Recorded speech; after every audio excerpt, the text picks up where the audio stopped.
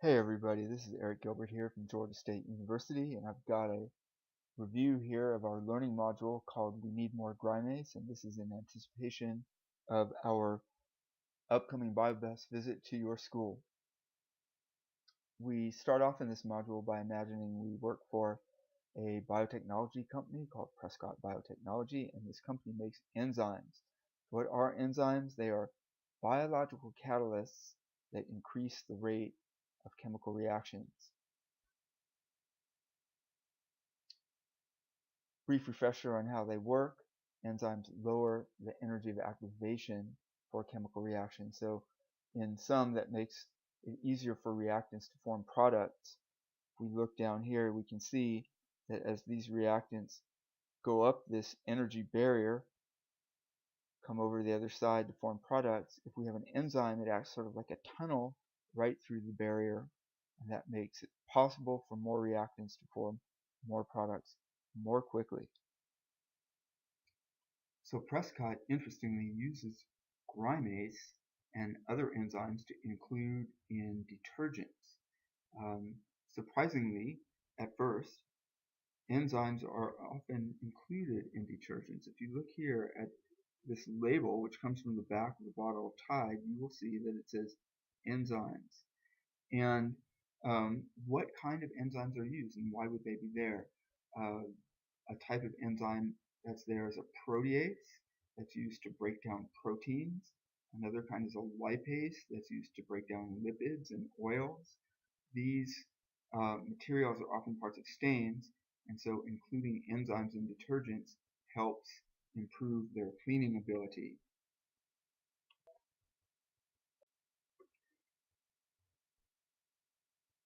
Prescott uses bacteria to make Grimase.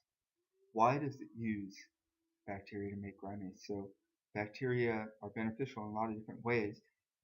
Their DNA is relatively easy to manipulate, so we can give them instructions to make things that we want. We can grow them in very high numbers in large vessels, so we can produce a lot of the things that we need.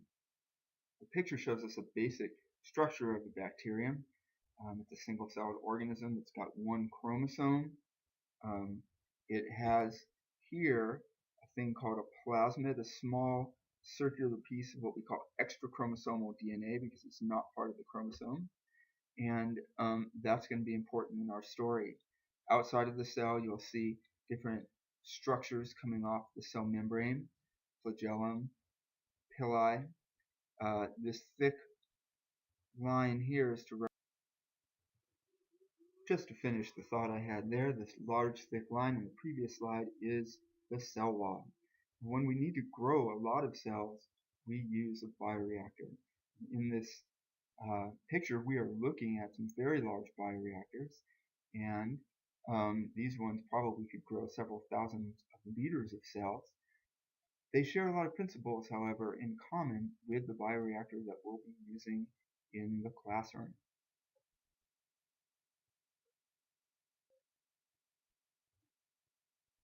So bacteria contain plasmids in many cases. In this picture, we're looking at a bacterium with plasmids on the right in blue. They're not part of the main chromosome, which is on the left in red. Plasmids contain genes, small numbers compared to the chromosomes, but they still have them. And they can be there in small numbers, only 1 or 2 plasmids per cell, up to what we call a high copy number plasmid, where there might be as many as 800 plasmids per cell. Why do we care about plasmids? Plasmids contain genes. Genes provide the instructions that tell the cell what to make. Prescott, for example, wants its cells to make Grimase. They probably engineer a plasmid to contain the Grimase gene. Genes and other pieces of DNA can be added or removed from a plasmid to give it the traits that we need to make it the most useful.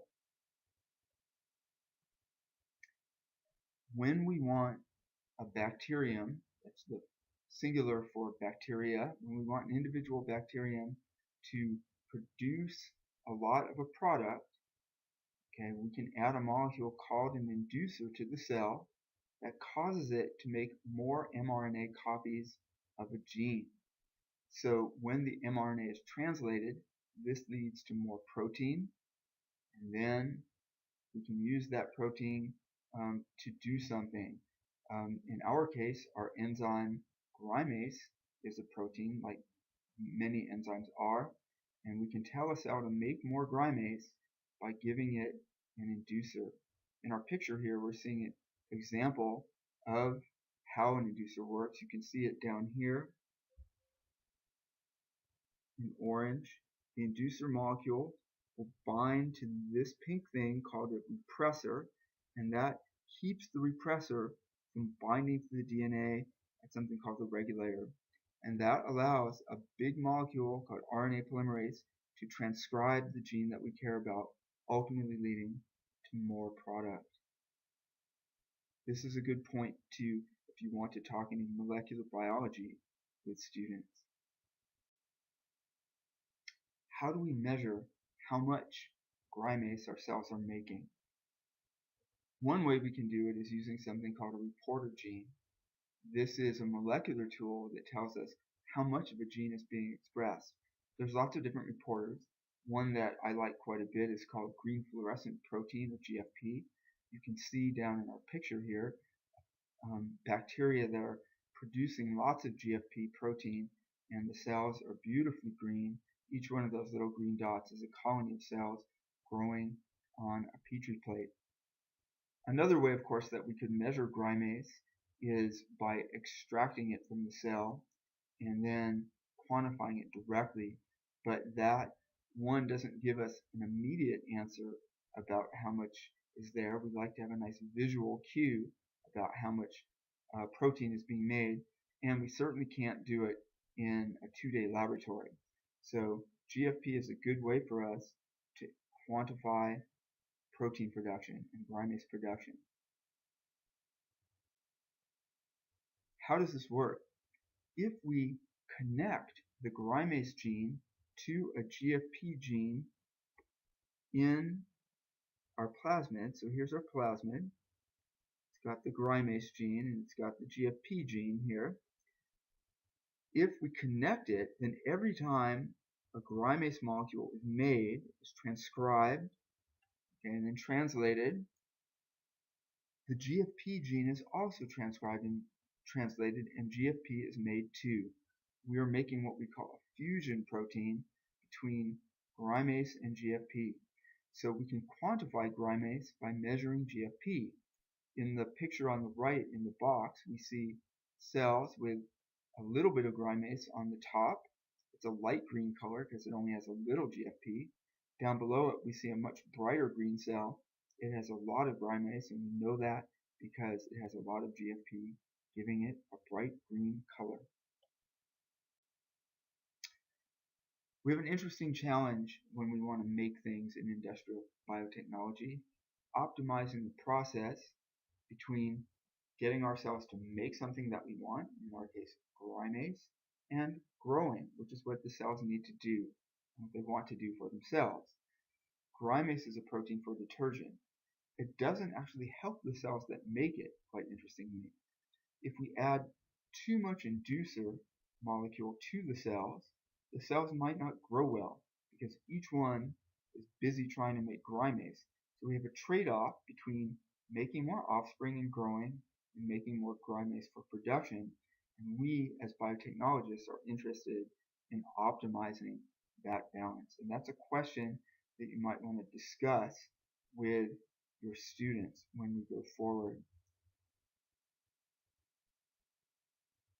Alright, so let's recap. How do you make more Grimase? 1. Grow lots of bacteria that make Grimase in a bioreactor. 2. Add an inducer that instructs each cell to make more Grimase. When we do that, inside our bioreactor we'll have lots of cells and we'll be making lots of Grimase. And lastly, we can use GFP to measure how much Grimase the cells are making.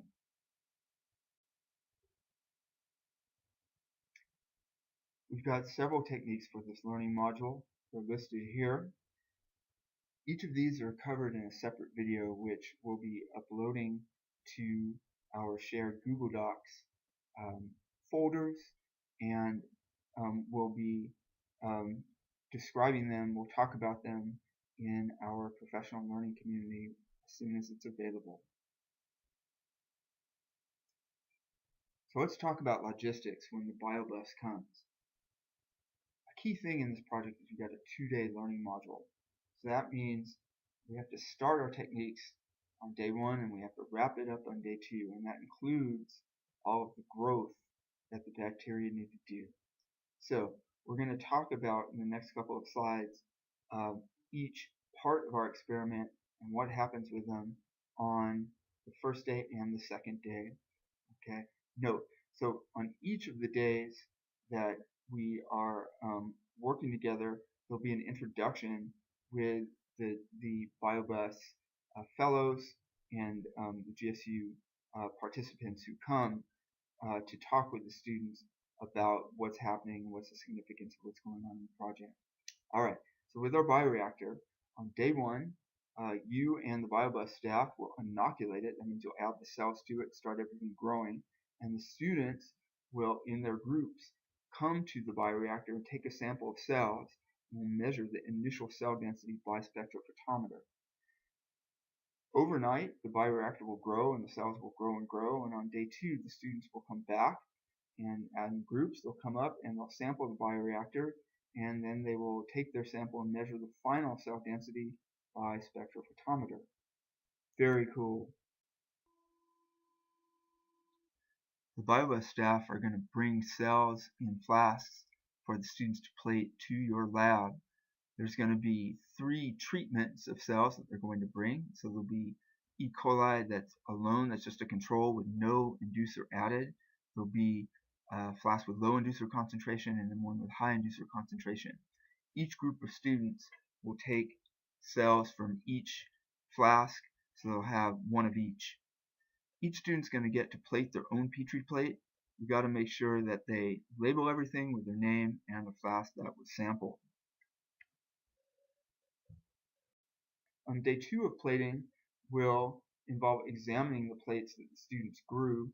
They'll be looking at them by eye, they'll be counting them, they'll be potentially looking at them, their plates or their cells under the microscope.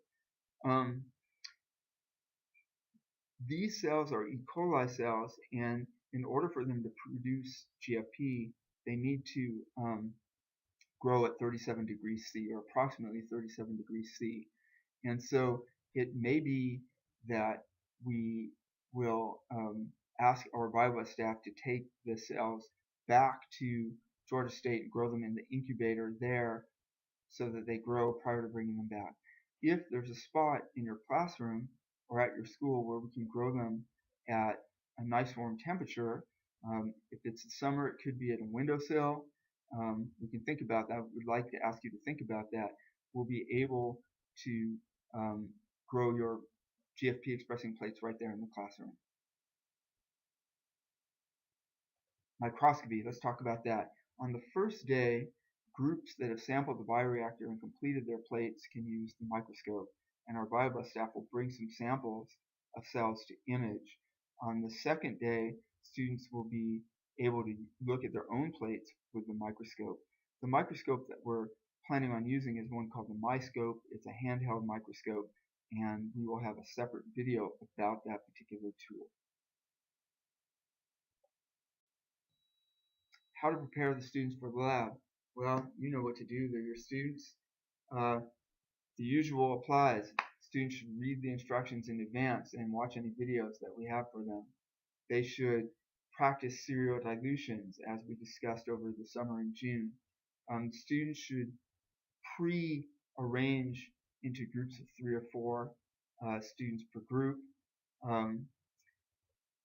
A challenge that we have logistically is that we only have one bioreactor in your classroom and one spectrophotometer, so the groups are going to need to rotate.